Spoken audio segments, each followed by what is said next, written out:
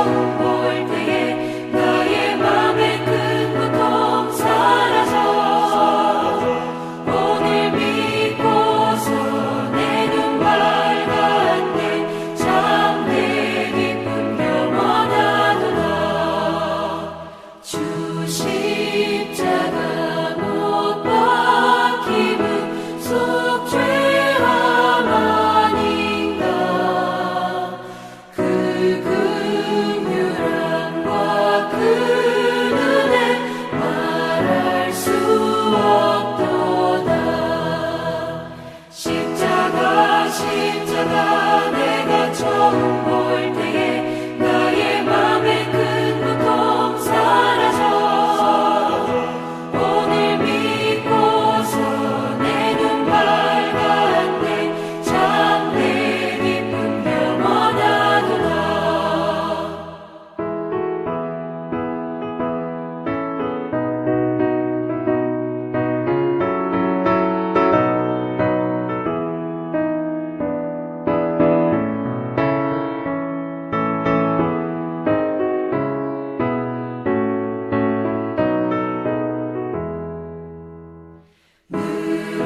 울어도 그 큰 은혜 다 갚을 수 없네 나 주님께 몸 바쳐서 주의 일 힘쓰리 십자가 내가 처음 볼 때에 나의 맘의 큰 고통 사라져 오늘 믿고서 내 눈 밝았네 참 내 기쁨 영원하도다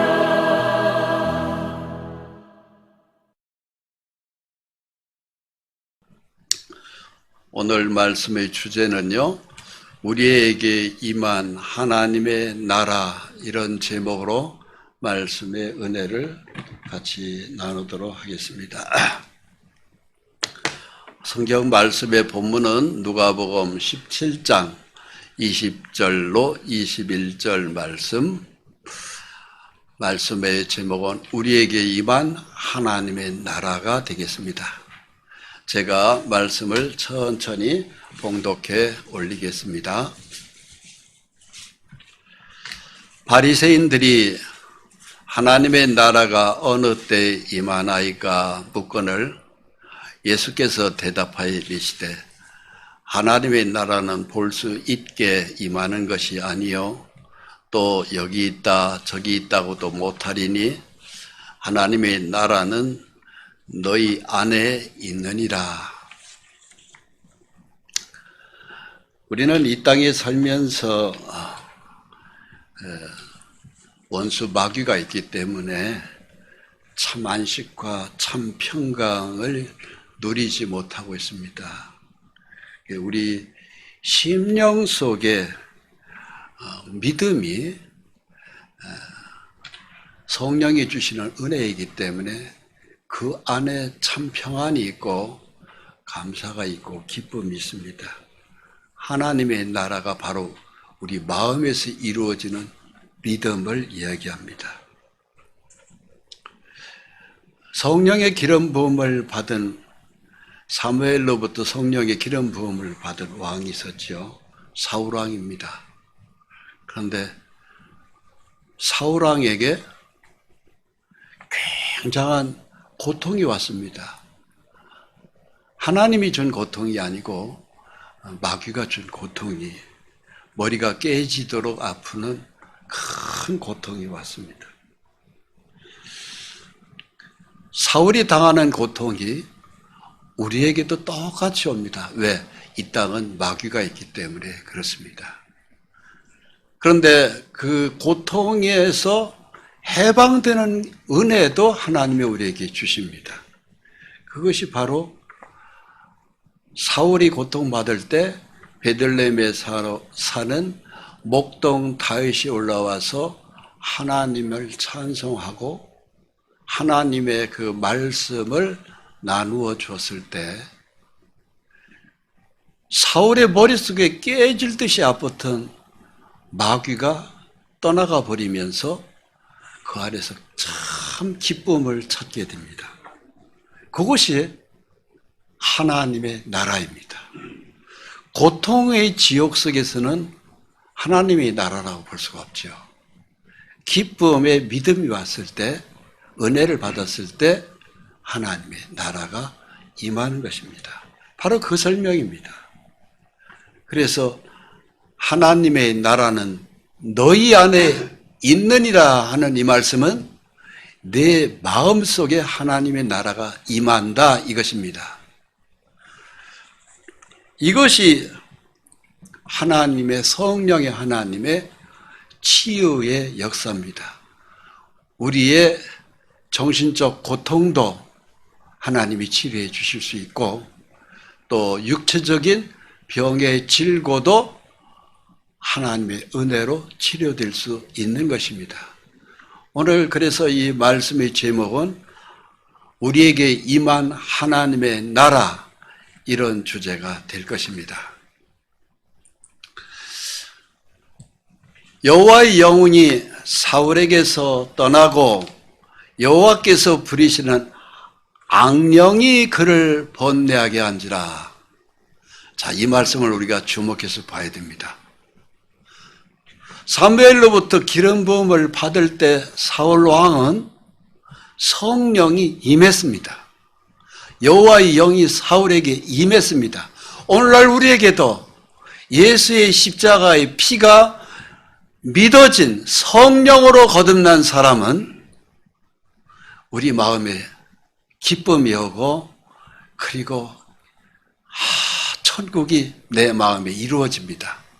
이제 모든 죄를 용서해 주신 은혜 하나로 굉장한 기쁨이 옵니다.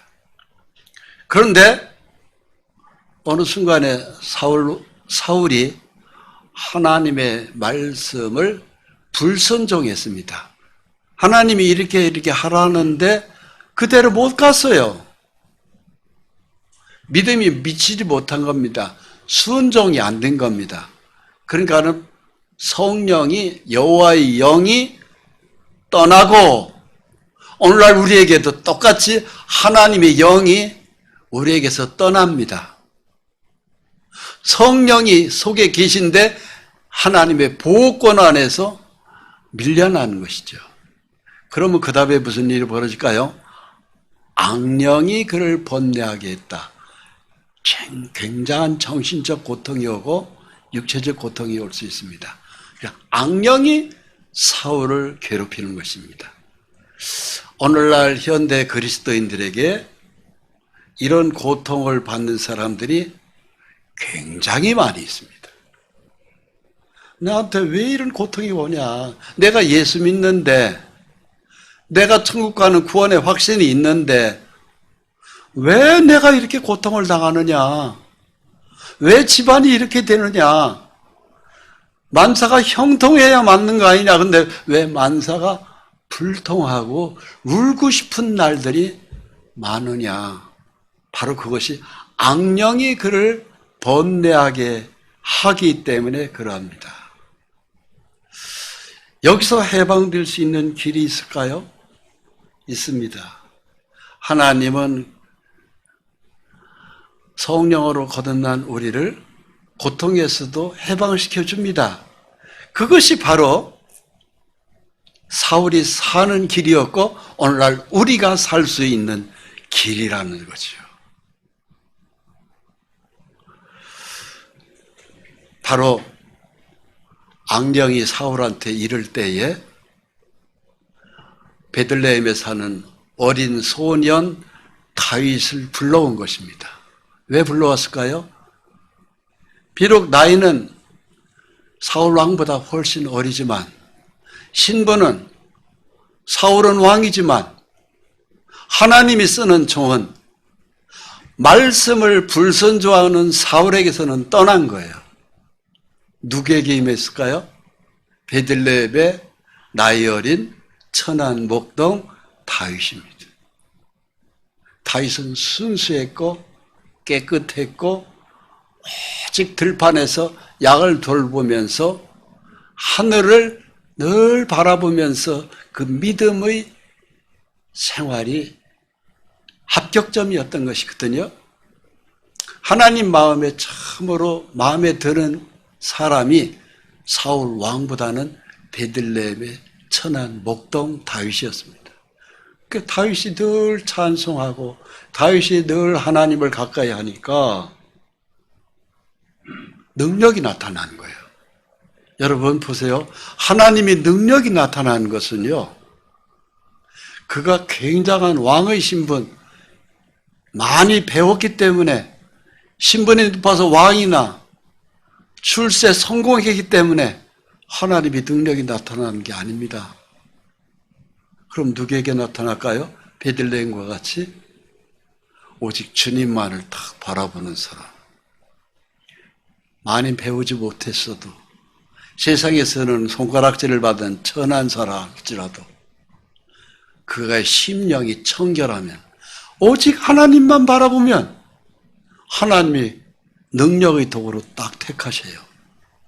그래서 다윗이 찬송하면 하늘의 천사들이 거기에 호의를 해요. 다윗이 하나님의 말씀을 선포하면 많은 병자들이 낫는 거예요. 이런 놀라운 역사가 있던 것입니다. 그래서 이 역사가 나타나니까 그 소문을 타고 예루살렘 왕궁에 있었던 사울왕까지 귀에 들어온 거예요. 그래서 야, 그 다윗을 데려와라. 왕의 명령입니다. 그래서 다윗을 불러왔습니다. 이새의 아들 다윗, 네가 노래를 부르면 귀신이 떠나간다며, 네가 하나님 말씀하면 능력이 나타난다며, 오라. 우리의 왕 사울이 지금 고통 속에서 다 죽어간다. 네가 와서 살려내라. 그래서 다윗의 그 시골 소년 양치기 목동 다윗이 그 신하들을 따라서 베들레헴에서 예루살렘 왕궁으로 들어갔습니다. 그래서 네가 다윗이냐? 예, 그렇습니다. 내가 머리가 깨지도록 아프다. 네가 찬송을 하면은, 노래를 하면은 내 머릿속에 임한 이 더러운 귀신들이 머리가 깨지도록 아픈 이 괴로움이 다 달아나느냐? 찬송해보거라. 다윗이 찬송을 한 거예요. 다윗이 하나님 말씀을 전한 거예요. 동시에 무슨 일이 벌어져요? 악령이 떠나가 버린 거예요. 바로 그 얘기입니다. 사무엘상 16장 23절을 읽겠습니다.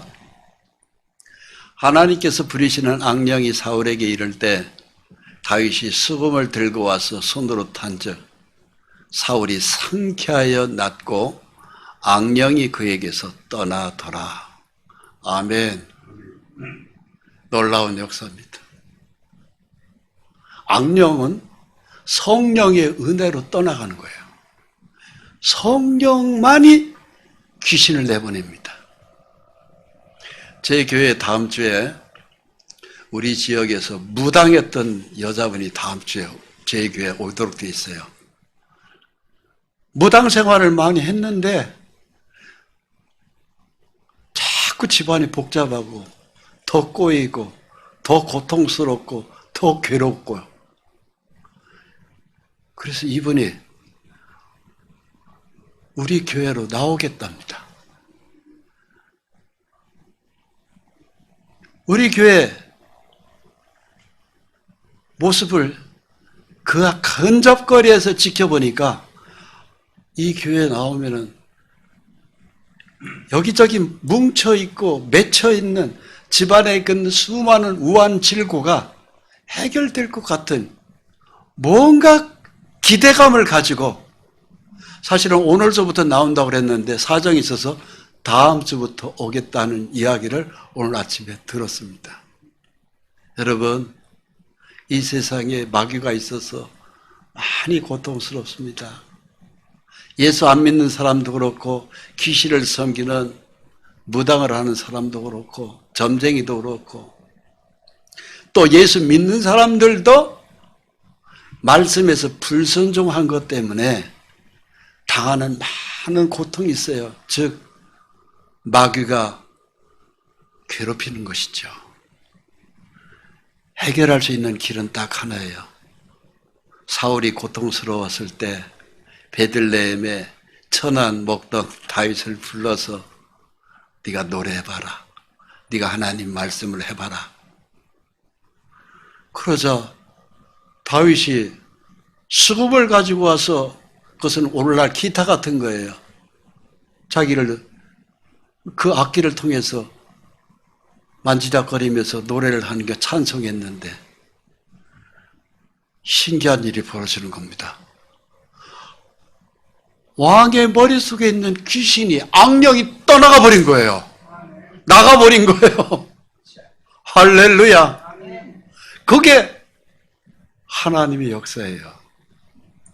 귀신이 떨어져 나가는 것은요, 하나님의 뜻대로 순전하고 깨끗하고 청결하게 살아가는 그러한 종을 통하여 하나님이 역사하십니다. 그럼 왜 사울은 사무엘로부터 기름 부음을 받았는데 왜 그가 그렇게 고통스러웠을까요? 하나님의 말씀대로 순종을 안 한 거예요. 하나님의 말씀이 무슨 말씀이 있었느냐? 사무엘상 15장 3절에 보면은 아말렉 자손 그 백성들 다 잘못된 것을 죽이라고 그랬습니다. 사무엘상 15장 3절을 읽겠습니다. 지금 가서 아말렉을 쳐서 아말렉 민족을 치라는 거예요. 믿음을 가진 사람들이 아닙니다. 이 아말렉은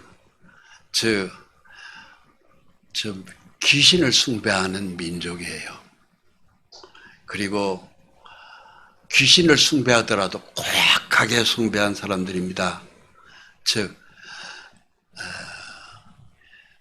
혼인이 굉장히 불륜이 많고 즉 남녀 간의 성적인 욕구를 사람들 남녀 속에서만 찾는 것이 아니고 짐승하고 그걸 보고 수간이라고 하는데 짐승하고도 성의 만족을 추구하는 아주 고약한 민족이었습니다. 하나님은 믿음의 사람들에게도 부부의 생활이라는 것은 정상적일 때 하나님은 축복으로 누리라고 하는 것입니다. 그러면서 거기서 아이를 낳잖아요. 그건 축복이에요. 그러나 불륜의 관계 뿐만이 아니고 수간, 짐승하고까지도 관계를 맺을 때 이 아말렉이 바로 거기에 해당됩니다. 그래서 진멸해라. 이건 아주 씨를 말려야 될 민족이다. 그래서 아말렉을 쳐서 그들의 소유를 남기지 말고 흔적도 남기고 다 없애줘야 될 민족이다. 남녀, 소와, 젖먹는 아이, 우양, 낙타, 나귀를 죽이라는 것은 이것이 전부 다 수간의 대상이었기 때문에 그래요. 그래서 하나님은 사울왕에게 이 아말렉은 짐승까지도 남겨놓지 말아라. 그럼 왜 어린아이까지도 그렇게 죽이라고 했을까요? 유전자가 들어가 있는 거예요. 즉 부모가 그런 죄를 지으면서 그 유전자의 세포가 자식에까지 손자, 손자에까지 쭉 내려가니까 이 민족 자체는 그냥 살려두면 안 된다고 하나님이 생각하신 거예요. 그래서 다 몰살시켜라. 짐승까지. 그래서 그 땅을 더럽히지 않게 하려고 하나님이 그렇게 하라고 했던 것입니다. 그런데 사울이 그 하나님의 뜻대로 진멸을 했습니까? 안 했습니다. 사무엘상 15장 9절에 보면 좋은 것은 남기고 가치 없고 하찮은 것은 진멸하니라. 왜 그렇게 했을까요? 하나님 말씀대로 100% 순종이 안 된 거예요. 오늘날 저와 여러분들에도 하나님의 말씀을 100% 순종할 수 있는 사람 없습니다. 쉽지 않습니다. 즉 한마디로 100%까지는 못 가더라도 70%냐 80%냐 90%냐 그런 정도 아니면 반 정도냐 이런 우리는 신앙생활에 약간의 흠들을 다 가지고 있습니다. 맞죠? 그렇습니다. 그것 때문에 고통을 받는 거예요. 그러나 그 고통에서 해결될 수 있는 것은 또한 오늘의 이 말씀, 우리에게 임한 하나님의 나라, 성령의 역사로 우리 마음은 다시 또 유쾌해질 수 있고 용서의 생활 속에서의 기쁨이 있도록 되어 있습니다.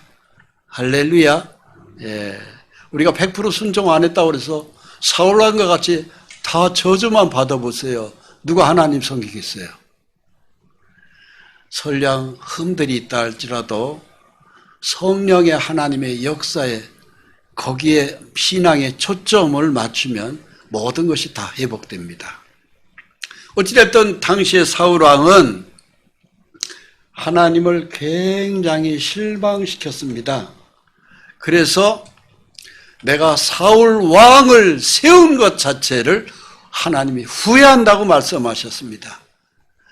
나를 따르지 아니하고 내 명령을 행하지 아니했다. 사무엘 선지자에게 하나님이 그렇게 말씀하셨어요. 그래서 사울의 왕 자리를 피해버리겠다고 그랬어요. 그래서 그 이야기를 들은 사무엘 선지자가 밤을 새워서 울부짖으며 기도한 것이 사무엘입니다. 읽어보겠습니다. 내가 사울을 왕으로 세운 것을 후회하노니 나를 따르지 아니하며 내 명령을 행하지 아니하였습니다. 하나님 마음을 굉장히 불편하게 했어요. 이스라엘은 왕부터 하나님을 잘 섬겨야 되는데 왕 자체가 하나님의 기준치의 미달입니다. 한참 수준 미달인 거예요. 그래서 왕 자체를 다른 사람에게 옮겨주겠다. 그래서 옮겨진 것이 바로 누구냐면은 하나님만을 바라보며 들판에서 양을 지웠던 어린 목동 다윗. 그에게 왕이 넘어가 버립니다. 아무튼 사무엘은 그것 때문에 밤을 새워서 울부짖으며 기도했죠. 아무튼 하나님이 그러면서 우리에게 주시는 친숙한 말씀이 있어요. 순종이 제사보다 낫다. 오늘 우리 예수 믿는 이 시대의 그리스도인들에게 이 순종과 순복, 순종은 스스로 우러나와서 하나님의 말씀대로 순종하는 거예요. 순복은 바로 무엇입니까? 억지로라도 나를 막 치워서 복종시키는 거예요. 그게 순복입니다. 하나님은 순복도 원하시고 순종도 원하세요. 억지로라도 내 육체를 깨부시고 굴복시켜서 하나님의 뜻대로 사는 걸 원합니다. 그러면서 사무엘 선지자가 사울에게 찾아가서 순종이 제사보다 낫고 듣는 것이 수양의 기름보다 나으니 이는 거역하는 것은 점치는 죄와 같다고 그랬습니다. 하나님의 말씀대로 순종하라고 하나님의 말씀을 듣는 걸 게으려 했을 때 거역하는 것은 바로 뭐냐? 점치는 죄와 같다. 무당집을 찾아서 가서 점치는 것과 똑같은 죄다. 이렇게 말씀하셨습니다. 그리고 완고한 것은 고집 피우는 거예요. 그러면서도 하나님의 뜻대로 끝까지 고개를 숙이지 않고 뻣뻣이 목에 힘을 주고 살아가는 것은 완고한 것입니다. 그렇게 살아가는 것은 우상에게 절하는 죄와 같다. 즉 절간에 가서 절하는 거와 똑같다. 무당집에 가서 절하는 거와 똑같다. 이 소리입니다. 왕이 여호와의 말씀을 버렸으므로 여호와께서도 왕을 버려 왕이 되지 못하게 하셨나이다. 하나님이 사람을 먼저 버리는 일은 절대로 없습니다. 사람이 하나님을 버리기 때문에 하나님도 그 사람을 버리는 거예요. 결국은 사울왕은 하나님으로부터 버림받는 왕이 되어버립니다. 왕의 자리에서 그가 다른 사람에게로 넘어가 버립니다. 그 왕의 자리가. 사울이 사무엘에게 이르되 내가 범죄하였나이다. 내가 여호와의 명령과 당신의 말씀을 어긴 것은 내가 백성을 두려워하여 그들의 말을 청종하였음이니이다. 사무엘 선지자의 강한 책망을 받은 사울이 그때서야 내가 범죄했습니다 그랬어요. 그러면서 변명을 들어놓습니다. 무슨 변명입니까? 백성을 두려워했다고 핑곗거리를 찾은 것이죠. 여러분, 하나님 말씀만을 찾아가야지 우리는 사람의 눈치를 보는 이 행위는 절대로 해서는 안 됩니다. 우리가 살다 보면은 어디가? 교회가 또 가? 교회 가면은 하나님이 돈을 줘, 쌀을 내려줘. 빈정거리는 눈치를 많이 보게 됩니다. 상관없습니다. 사람의 조랭거리, 손가락질을 받는다, 비아냥을 받는다 하더라도 내가 하나님을 섬기는 것에 대해서 그 마음을 사람의 말로 바꾸면 안 됩니다. 결국은 사울은 사람의 말을 청종한 것 때문에 신앙의 초점이 주님에게서 사람으로 바뀐 것이죠. 그걸 보고 신학적 표현은 인본주의 신앙이라고 합니다. 즉 인본주의 신앙은 하나님을 따라갈 수가 없어요. 그래서 사울에게 고통이 온 것입니다. 여호와의 영이 사울에게서 떠나고 여호와께서 부리시는 악령이 그를 번뇌하게 한지라. 하나님의 영이 사울에게서 떠나가고 성령이 떠나가니까 그 사울 왕에는 악령이 들어간 거예요. 이렇게 되는 것입니다. 오늘날 우리가 참으로 자, 이 그림을 보십시오. 그래서 사울 왕이 골치 아픈 일이 막 머리가 깨지도록 아픈 일이 막 생기는 겁니다.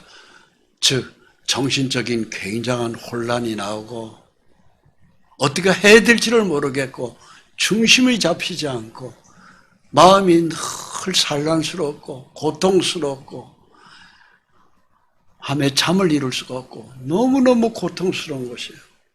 그래서 사울이 고통 중에 결국은 내 머리를 시원하게 고쳐줄 사람, 내 몸과 마음을 시원하게 치료해 줄 사람을 찾아봐라.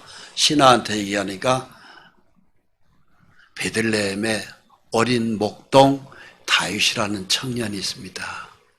그때 나이 다윗이 17살밖에 안 됐어요.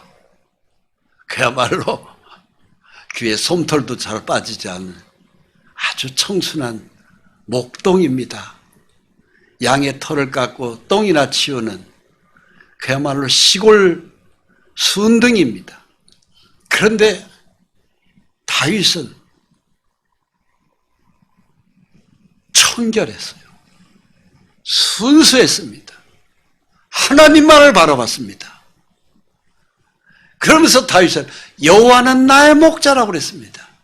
하나님만이 나를 지켜줄 수 있습니다. 양들을 키우면서 그렇게 노래를 불렀던 사람이 다윗입니다. 베들레헴 사람 이새의 아들, 수금을 탈 줄 알고 용기와 무용과 구변이 있는 준수한 사람, 그게 하나님 보기에 합격점을 가진 소년 다윗이었습니다. 여호와께서 그와 함께 계시더이다. 여러분, 오늘날 우리의 신앙이 이 신앙이 필요한 거예요. 하나님이 나와 함께 계십니다. 이 신앙. 누가 뭐래도 하나님이 함께 그 사람이 늘 같이 계시더이다. 그의 표정, 그의 말씨, 그의 삶의 모든 자세, 그의 중심, 하나님이 함께 계시더이다. 여러분, 이와 같이 아름다운 모습이 있을까요? 우리 믿는 사람들이 세상과 타협하지 않고 오직 주님만을 바라보고 가는 이 베들레헴의 나이 어린 17살의 소년의 모습이 우리가 닮아야 될 모습 아닌가요? 머리가 깨지도록 아픈 사울이 자기의 몸과 마음이 병든 그 상태에서 사울이 할 수 있는 길은, 자기가 비록 예루살렘의 왕으로 있었고 또 부귀영화를 누린다 할지라도 몸과 마음이 아픈데 무슨 거기가 천국이 되겠으며, 그야말로 그가 앉은 영상의 자리가 지옥과 똑같은 것이죠. 그래서 사울이 살겠다고 보낸 것이 베들레헴 사람 이새의 아들 다윗을 데리고 와라, 이렇게 된 겁니다. 사울이 내 아들 다윗을 내게로 보내라. 그래서 이 그림대로 예루살렘의 왕의 존귀한, 사람들 중에서 제일 높은 위치에 있었던 사울왕, 왕의 자리요, 그의 의복은 금으로 수을 놓은 옷이었고 그야말로 그의 앉은 의자는 굉장히 용상이었고 그 옆에는 신하와 부하 장군들이 많이 있었지만 머리가 깨지도록 질병의 고통 속에서 받는 이 사울왕은 하나님의 말씀을 거역하고 살았기 때문에 비록 자리는 용상 왕의 자리였지만 고통받는 지옥이 아닐 수 없었던 것입니다. 맞죠? 자리가 높으면 뭐 할 거예요? 많이 배웠으면 뭐 할 거예요? 많이 예쁘면 뭐 할 거예요? 좋은 옷을 걸쳤으면 뭐 할 거예요? 금은 폐물로 뒤집어 썼으면 뭐 할 거예요? 고통 속에, 지옥 속에 있습니다. 살 길은 딱 하나예요. 나를 치료해 줄 수 있는 사람을 찾으라. 그게 누구냐 하면은 베들레헴 사람 다윗이었습니다. 그래서 사울왕 밑에서 수금을 타고 다윗이 찬송을 부릅니다. 하나님의 말씀을 전합니다. 신기했습니다. 다윗이 찬송을 하고 다윗이 노래를 찬송을 했을 때, 하나님 말씀을 전파했을 때 귀신이 싹 빠져나가는 거예요. 이게 놀라운 기적입니다. 여러분, 이것을 보고 기적이라고 합니다. 악령이 떠나가는 것이에요. 사무엘상 16장 23절을 읽겠습니다. 하나님께서 부리시는 악령이 사울에게 이를 때에 다윗이 수금을 들고 와서 손으로 탄즉 사울이 상쾌하여 낫고 악령이 그에게서 떠나더라. 할렐루야. 여러분, 우리가 하나님 앞에 100% 다윗과 같이 순종하지 못하는 실수들이 있습니다. 너무 바빠서, 때로는 게을러서, 어떤 일로 우리가 그 불순종으로 말미암아 마음에 고통이 있고 집안에 우환질구가 있고 그런 허덕거리는 삶이 있을 수 있어요. 그런데 여러분, 하나님이 쓰는 깨끗한 주의 종, 그가 비록 가지지 못했고 배우지 못했고 못생겼다 할지라도 그의 심령이 하나님 앞에 참으로 정결한, 오직 하나님만을 바라보는 믿음의 그릇이라면 주의 종이랄 것 같으면 그 입에서 나오는 찬송과 그 입에서 나오는 하나님의 말씀의 구변으로 말미암아 내 속에 들어온 악령이 떠나버릴 수 있는 것입니다. 치료의 역사가 벌어지는 것이죠. 그래서 사울이 상쾌하여 낫고 악령이 그에게서 떠나더라. 할렐루야. 이것이 바로 성령의 역사입니다. 마태복음 12장 28절에 예수님 말씀에 이런 말씀이 있습니다.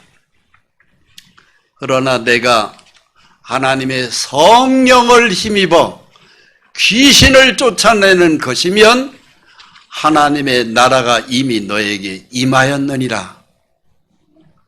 이 말씀이 있습니다. 사람은 귀신을 못 내쫓아요. 근데 성령의 하나님은 귀신을 내쫓습니다. 마귀를 내쫓습니다. 12 제자에게 이 권능을 마태복음 10장 1절에 주셨다고 되어 있고 누가복음 10장에서도 70인 제자에게 이 권능을 주셨다고 되어 있고 오늘날 이 교회도 그 권능을 하나님은 주셨습니다. 성령의 역사가 나타나면 귀신이 달아나 버리는 거예요. 그것이 교회 위에 성령이 머물러 계시면 교회 안에 들어올 예배를 통하여 말씀을 듣는 순간에 찬송을 함께 하는 순간에 붙었던 귀신이 떨어져 나가는 겁니다. 이것이 교회의 신기한 기이한 기적입니다. 놀라운 이야기입니다. 그런데 우리 이 자그마한 교회에 그것이 있습니다. 사람이 귀신을 내보내는데 하나님은 어떤 병마도 다 내보냅니다. 할렐루야. 마태복음 17장 15절을 보면은 자기 아들이 굉장한 간질로 고생하는 아버지가 있었습니다. 간질이라는 게 어떤 병입니까?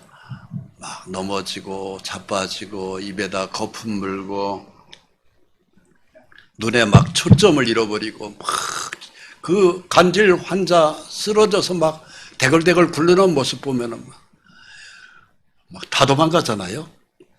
자기 아들이 그런 간질을 얼리니까 그 아버지가 그 아들을 데리고 제자들한테 데려왔습니다. 근데 제자들이 백날 얘기해도 그 간질 환자를 낚이지를 못하는 거예요. 그래서 제자들이 못 낚입니다. 예수님한테 직접 데려온 거야. 근데 예수님이 믿음이 없고 패약한 세대라고 그랬습니다. 즉 믿음이 없으면 귀신이 안 나가요. 그러면서 예수님이 데려온 그 아버지와 그 아들 불쌍히 여기시고 예수님이 귀신한테 명령합니다. 이 귀신아 나가라. 간질병을 일으키는 이 더러운 귀신아 나가. 당장 떠나가라. 예수님이 말씀하시니까 그 아들이 병이 나서 버린 거예요. 그리고 멀쩡해져 버리는 겁니다. 그것이 마태복음 17장 15절로 19절 말씀입니다. 그 제자들이 예수님한테 조용히 찾아왔습니다. 주님, 왜 우리는 쫓아내지 못했습니까? 그때 예수님이 제자들한테 이렇게 말씀하셨습니다. 너희 믿음이 작은 까닭이니라. 예수님에 대한 믿음이 작았을 때 이 제자들이에요. 그 후에 제자들은 성령의 은혜 받아서 믿음이 커졌죠. 커지고 난 다음에는 이 제자들이 예수의 이름으로 귀신아 나가고 했을 때 믿음이 커진 그 제자들 베드로 요한이 선포했을 때 안절뱅이도 일어났잖아요. 결국은 믿음이 크냐 작냐에 따라서 그 차이입니다. 귀신은 예수님이 내보내 주시는데 예수님에 대한 믿음이 큰 믿음으로 선포하면은 귀신은 떨어져 나갑니다. 그러나 믿음이 작으면은 못 내보내는 거예요. 오늘 우리 교회도 이 자그마한 교회에 계속해서 붙어있는 귀신들이 떨어져 나가고 병의 질고들이 낫는 것은 이건 사람 힘이 아닙니다. 성령의 하나님의 역사입니다. 성령님이 우리와 함께 계시다는 증거입니다. 성부, 성자, 성령. 지금은 성령의 시대입니다. 성자 예수님의 시대는 바로 뭘까요? 십자가에서 우리의 피를 다 그 보혈로 용서하신 것이에요. 성령의 시대의 특징은 바로 뭡니까? 우리를 돌보시고 우리의 모든 기쁨을 도우시고 거룩한 진리의 영혼을 주신 거예요. 말씀의 영이, 성령의 하나님이 역사할 때 하나님의 은혜가 나타납니다. 지금은 진리의 성령의 시대입니다. 진리의 성령의 말씀을 들을 때 믿음이 자라고, 믿음이 자란 그 속에서 성령님이 왕으로 거니시면서 많은 사람들이 붙었던 귀신도 떨어져 나가야 건강한 교회고 정상적인 교회입니다. 할렐루야. 요한복음 14장 17절을 읽겠습니다.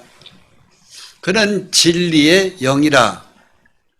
세상은 능히 그를 받지 못하나니 이는 그를 보지도 못하고 알지도 못함이라.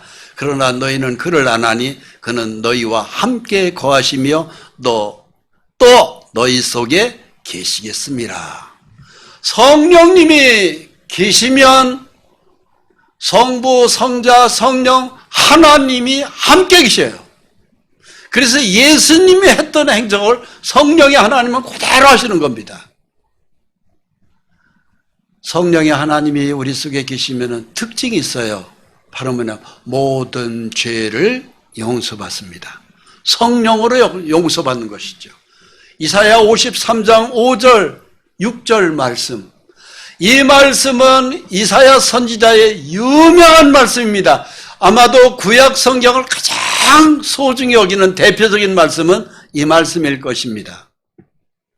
그런데 유대인들이 제일 어려운 말씀은 또 이 말씀이에요. 왜? 예수님이 십자가 피 흘려서 찔리고 창에 찔리고 그 거룩한 피를 쏟으면 그것이 우리의 죄가 용서된다는 것을 이스라엘 사람들은 지금도 모르고 있고 믿지 않고 있습니다. 그래서 구약 성경에서 가장 유대인들이 어려워하는 말씀이 바로 이 말씀입니다. 그런데 오늘날 신약 시대에 예수를 믿는 저와 여러분들이 가장 소중히 여기는 말씀은 구약의 말씀 중에 바로 이 말씀입니다. 그가 찔리면 우리의 허물 때문이요 그가 상하면 우리의 죄악 때문이라. 그가 징계를 받음으로 우리는 평화를 누리고 그가 채찍에 받음으로 우리는 나음을 받았도다. 우리는 다 양 같아서 그릇 행하여 각기 제 길로 갔거늘 여호와께서는 우리 모두의 죄악을 그에게 담당시키셨도다. 이스라엘 사람들은 이 말씀을 구약을 읽으면서도 이 말씀을 이해를 못하니까 이 말씀을 그냥 건너뛰어요. 그리고 이 말씀은 빼버려야 맞는 것이 아니냐 할 정도로 주목해서 보지 않습니다.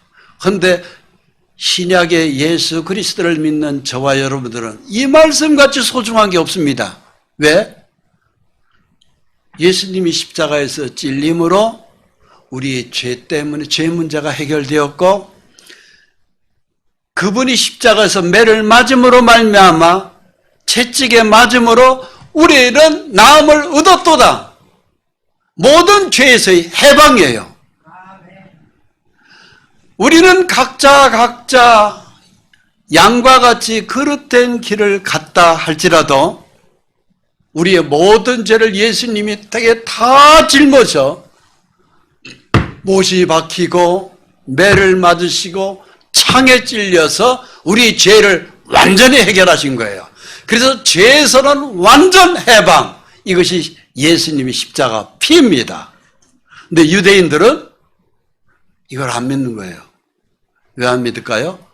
모세 율법을 잘 지켜야 되기 때문에 그렇습니다. 행함으로 의롭다함을 받으려고 하는 거예요. 우리는 믿음으로 예수를 받아들이기 때문에 의인이 되었고, 이스라엘 사람들은 행함으로 의롭다함을 받으려고 하는 겁니다. 그래서 이 엄청난 더위에 이스라엘 사람들은, 제가 외국에 나가서 봤습니다. 제가 네덜란드 암스테르담 히스폴 공항에서 비행기를 갈아타는데, 그 공항 안에 까만 모자, 까만 옷, 그것도 순모, 땀을 줄줄줄 흘려가면서 턱수염은 막 여기까지 배까지 내려와요. 그러면서 걸어다니는 유대인들을 봤고, 이스라엘에 가서도 그런 정통 유대 교인들을 많이 봤어요. 그들이 예수를 믿어야 되는데 안 믿는 거예요. 십자가 보혈이 그들하고는 상관이 없기 때문에 아직도 죄 속에서 허덕거리고 있는 것입니다. 그런데 오늘날 저와 여러분들은 이 십자가 보혈을 믿음으로 죄에서 완전 해방입니다.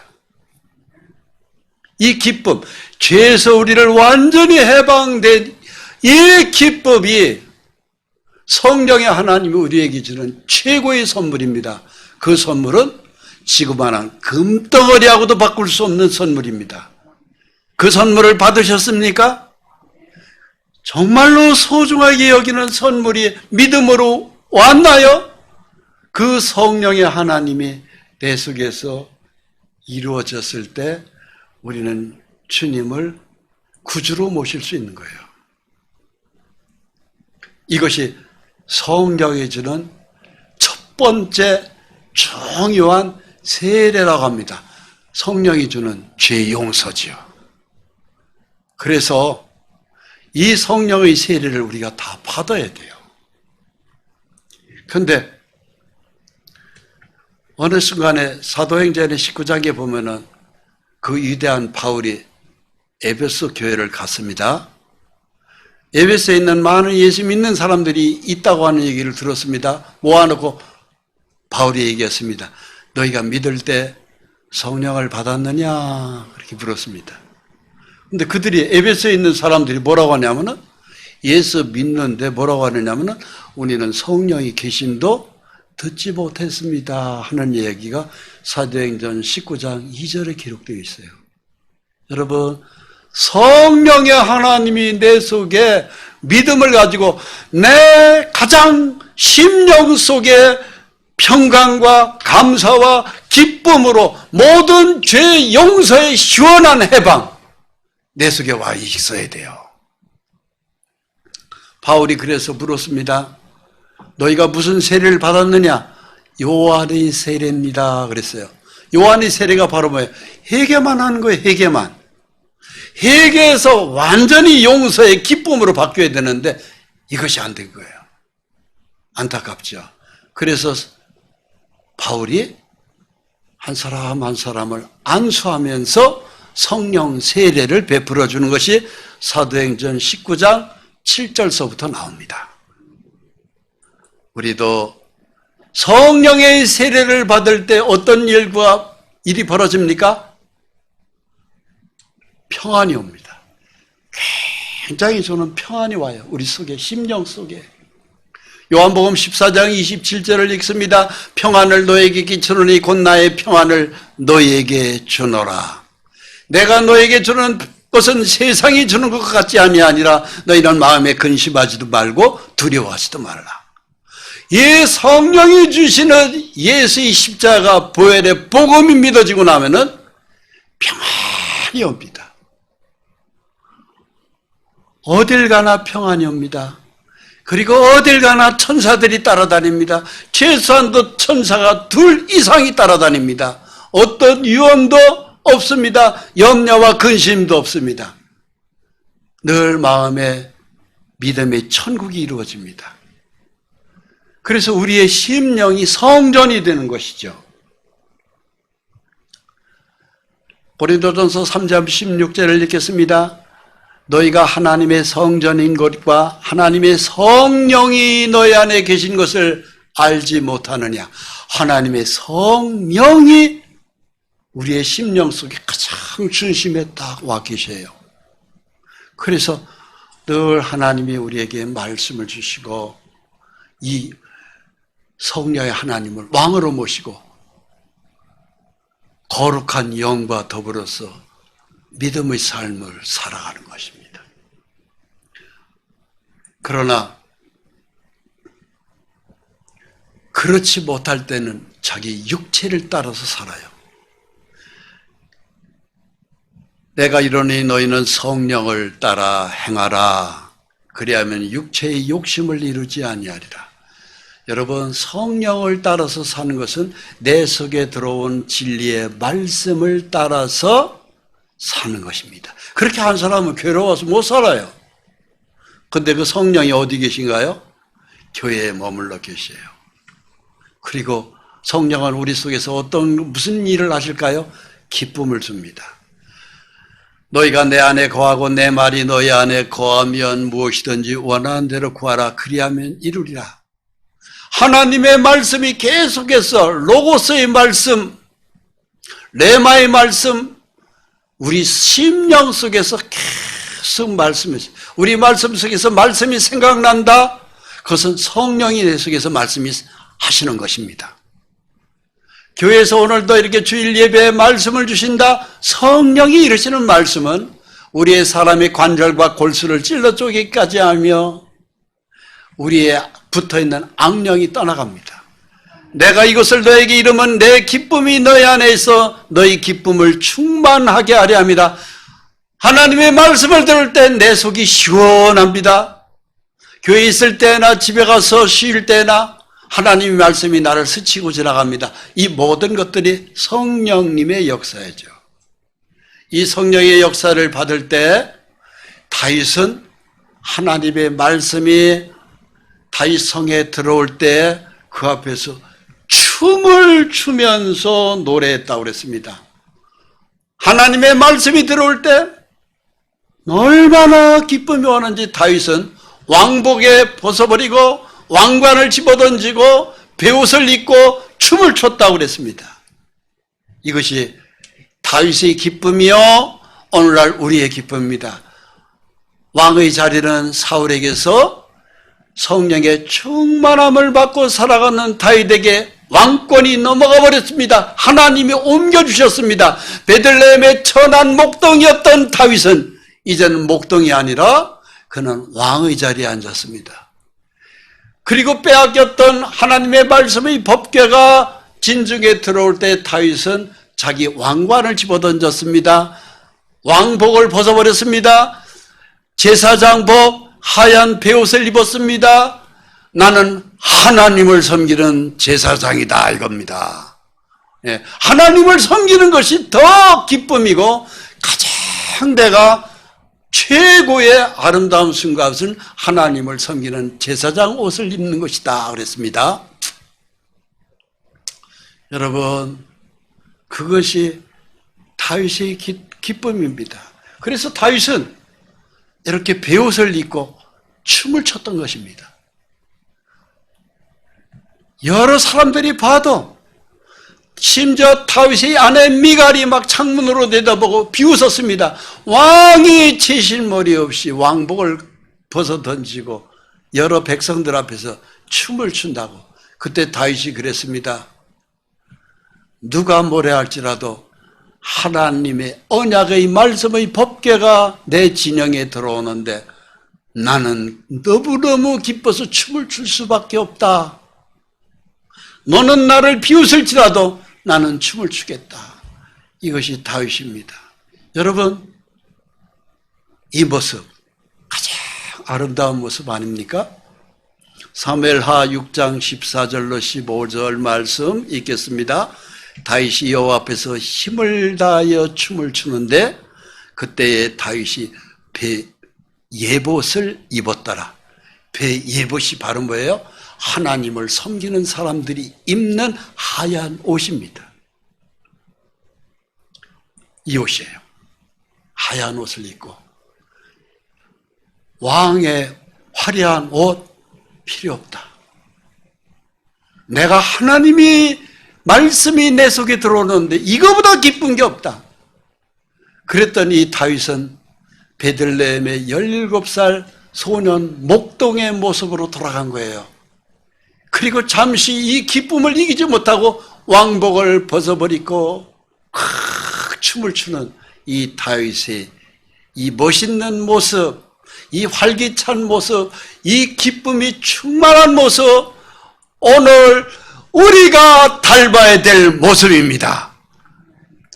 다윗과 온 이스라엘 족속이 즐거이 환호하며 나팔을 불고 여호와의 궤를 메워 오니라.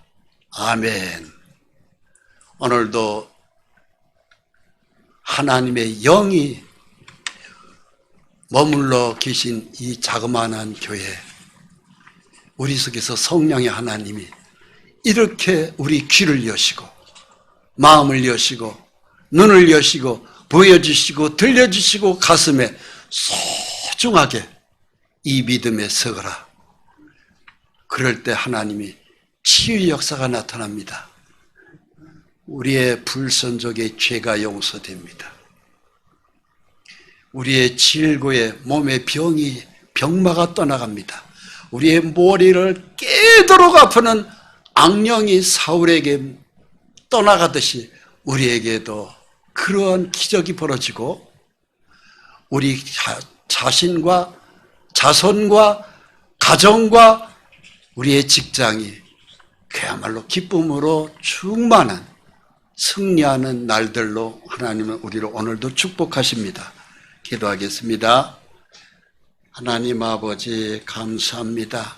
오늘도 우리를 변함없이 사랑하셔서 십자가에서 흘리신 그 귀한 보혈이 우리의 모든 죄를 용서하셨고 또 믿음의 생활을 하면서 우리가 하나님 앞에 온전히 충성하지 못한 걸로 말미암아 사울과 같이 고통을 받는 것들이 덜어 있었습니다만 오늘의 이 성령이 이루시는 말씀으로 하나님 우리의 모든 흠을 다 십자가의 보혈로 덮어주시고 붙어있는 더러운 마귀 귀신들을 다 내보내 주시고 건강을 회복시켜 주시고 부족한 재정을 풍성히 채워주셔서 다윗이 여호와는 나의 목자시니 내게 부족함이 없으리로다 말씀대로 영육간에 축복해 주심을 감사합니다. 거칠고 험난한 날의 연장입니다만 우리들 성도들 마음과 가정을 직장을 축복해 주시고 늘 감사와 기쁨을 도와주시옵소서. 예수 그리스도의 이름으로 기도합니다. 아멘.